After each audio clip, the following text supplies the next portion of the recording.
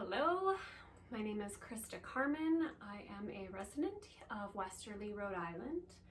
I am a writer and I write predominantly horror and dark fiction, and I am delighted to be providing you with some spooky recommendations for the fall season, for our lead up to Halloween, for our unfortunate lead up to a Halloween that is probably going to be unlike a lot of Halloweens that we've had in the past.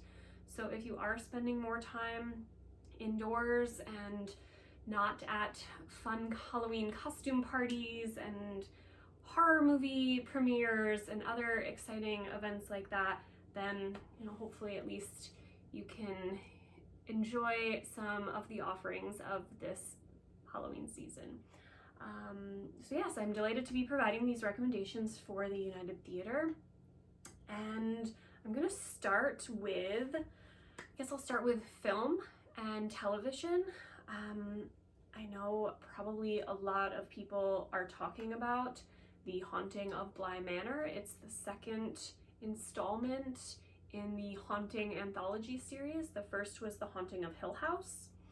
And by all means, if you have not seen The Haunting of Hill House, I would recommend starting there. That's an absolutely fabulous show. I have here too a book called The Streaming of Hill House. It's essays on the Haunting Netflix adaptation. It was edited by Kevin J. Wetmore.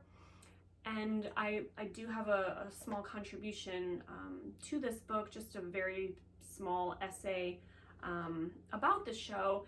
And I wanted to just read, no spoilers, just read a really short paragraph here from this essay. The essay is called "A Ghost is a Wish Your Heart Makes," that might entice you to check out this show, even more so than if you've only shown a slight interest in it before.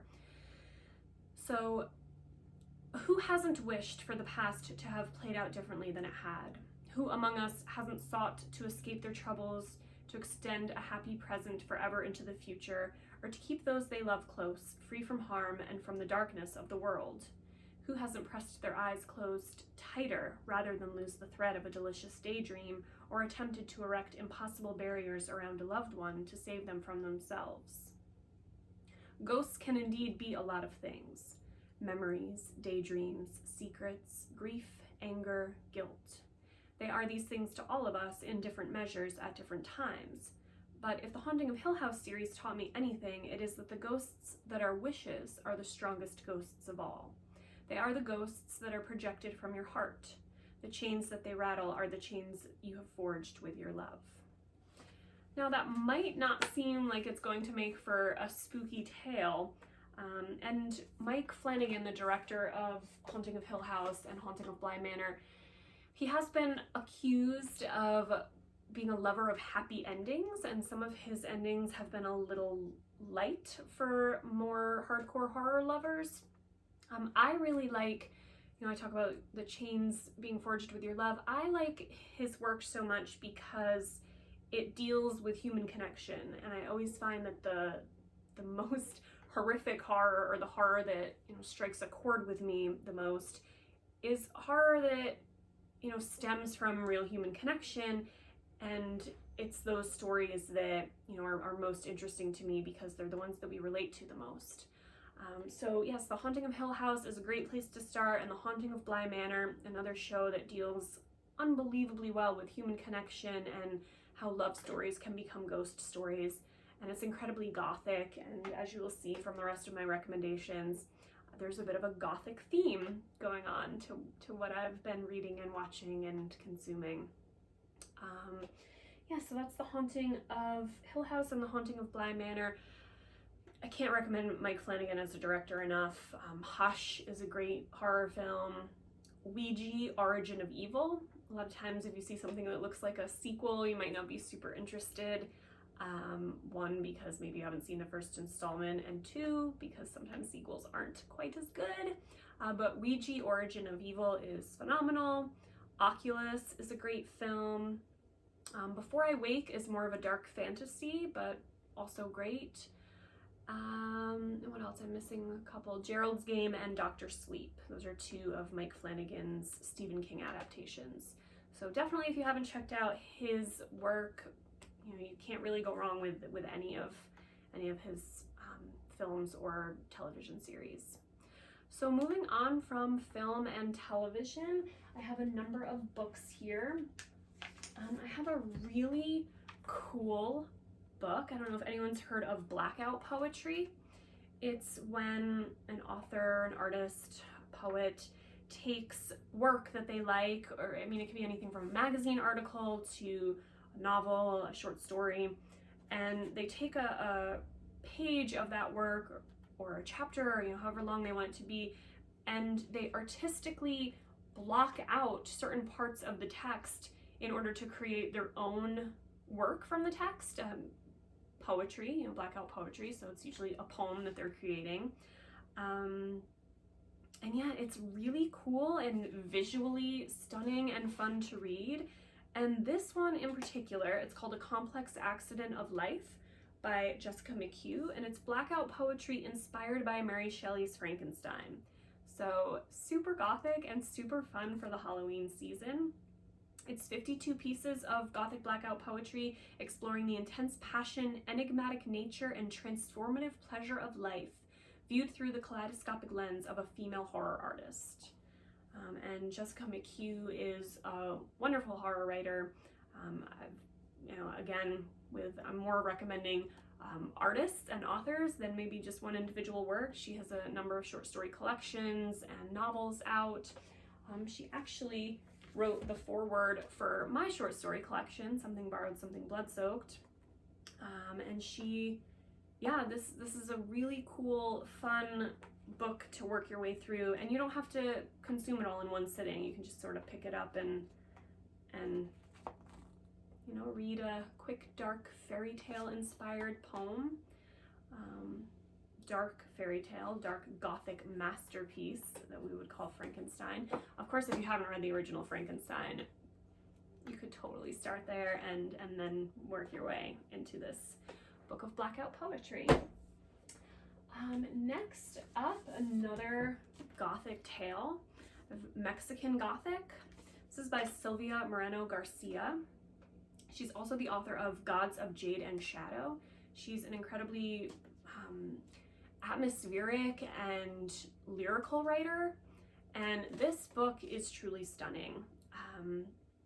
I think I'll read a little blurb from the NPR review for this book, and it was actually this review was written by Jessica P. Wick, who is another Westerly local author, poet. Well, she's a California native, now local to Westerly. And she's also a bookseller at our very own Savoy Bookshop and Cafe in downtown Westerly.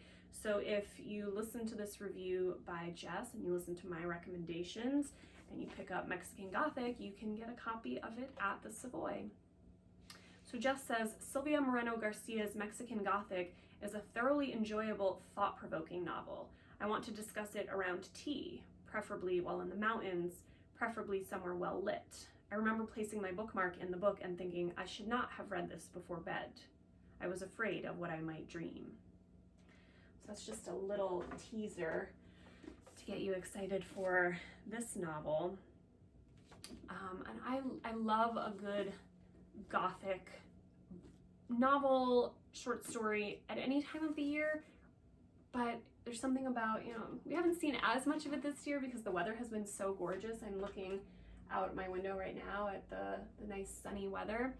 But normally October, we're leading up to the darker half of the year and to the decay of the landscape around us, and it's a season that lends itself so well to reading gothic works. I've been actually, not that Dracula by Bram Stoker needs any recommendation, but I have not reread Dracula in so long that I've actually been planning on doing so during this pandemic Halloween that we are going to have. So if you want to read one of the original Gothics, Frankenstein and Dracula are good places to start as well. So I mentioned Jessica Wick. She wrote a review of Mexican Gothic. She is one of the authors of another book that I'm going to recommend. A Sinister Quartet is 4 novellas by Mike Allen, C.S.E. Cooney. Claire Cooney was also local to Westerly for quite a long time. She now lives in New York. Amanda McGee and Jessica Wick. So this is 4 novellas, and they're super dark and incredibly atmospheric and just beautiful, beautiful writing. I actually saw this book already make its way onto the Bram Stoker Award recommended reading list, which is a compilation of all the work that members of the Horror Writers Association should be paying attention to for when award season comes along. So this is a book that's getting a lot of attention. You know, if you're in Westerly, again, I know Mexican Gothic and my short story collection, Something Barred, Something Blood-Soaked, and A Sinister Quartet are all available at the Savoy Bookshop and Cafe. And I know that, you know, if you were interested in A Complex Accident of Life or any other books by Jessica McHugh, or, you know, Dracula and Frankenstein editions, the Savoy will be happy to order you anything that your cold black Halloween loving heart desires. I had one additional book that I think I've misplaced. And it's such a gorgeously illustrated book, but I can still tell you about it. It's called The Invention of Ghosts by Gwendolyn Keist. Gwendolyn Keist is a Bram Stoker award-winning novelist and short story writer. Her collection And Her Smile Will Untether the Universe and her debut novel, The Rust Maidens, both won Bram Stoker awards for Best Collection and Best Debut Novel, respectively. And she is an incredibly lyrical, creepy, poignant writer of the macabre, and she has a huge backlist of stories available on her website. That's gwendolynkeist.com. And yeah, her novella, The Invention of Ghosts, was published last year, and it is full of everything that you would want in, you know, October and beyond October, because we can read horror all year round. Ouija boards and seances and fraught relationships between friends that are, you know, perilously close to plummeting over the edge into something sinister and, you know, terrifying and entirely unknown. And you don't really get a ton of answers in the book, but you get some delicious ambiguity that, you know, will, if it doesn't leave you wanting more Gwendolyn Keist work, it'll definitely lead you down a path into wanting to check out more, you know, mysticism and, you know, just dark topics in your fiction. I found after I read it, I was sort of combing my bookshelves. I had, you know, a perfectly lovely, wonderful literary collection of short stories that I was excited to read. It's actually over the other side of my room. It's called Daddy by Emma Cline. I'll throw out one non-horror recommendation for this segment. But I was looking forward to reading that, and after I read The Invention of Ghosts by Gwendolyn Keist, I was like, nope, I am not feeling regular literary work right now. I'm going to pick up another spooky read. So yes, those are my recommendations for this October 2020. Again, just to recap, we had The Haunting of Hill House and The Haunting of Bly Manor by Mike Flanagan, along with the rest of his filmography. We had A Sinister Quartet, Mexican Gothic, A Complex Accident of Life. And just because I could not show the cover or any of the, you know, beautiful illustrations in this beautiful book, I had to go and grab The Invention of Ghosts by Gwendolyn Keist. So thank you very much to United Theater, United in the Dark, Tony Nunes for this incredible series, and for inviting me to offer you up some of my horror recommendations for the month of October. Have a great Halloween.